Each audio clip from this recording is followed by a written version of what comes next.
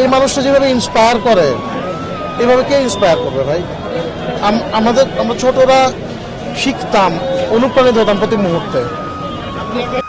Definitely আমি চাই বাচ্চু ভাই যেখানে আছে ভালো থাকুক,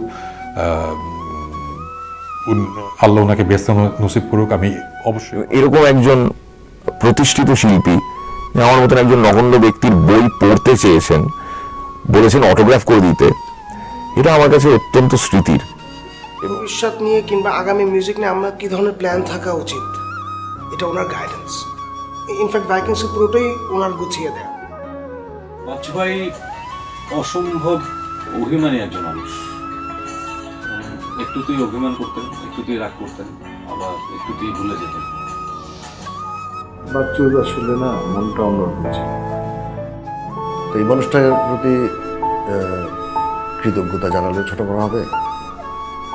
আর এরকম একটা মিউজিশিয়ানকে নিয়ে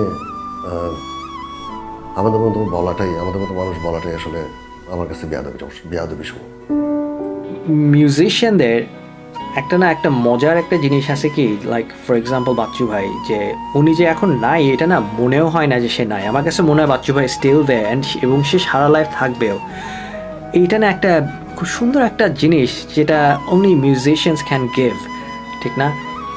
যে আমরা মিউজিকের সাথে এত মিশে যাই যে আমরা না ভুলে যাই যে মানুষটা কি আসে নাকি নাই, কারণ আমাদের কাছে মানুষটা সবসময় আসে, সবসময় থাকবে, রাইট? সো বাচ্চু ভাই ঠিক এরকমই একটা মানুষ, আমাদের কাছে আসে এবং ছিল এবং সবসময় থাকবে।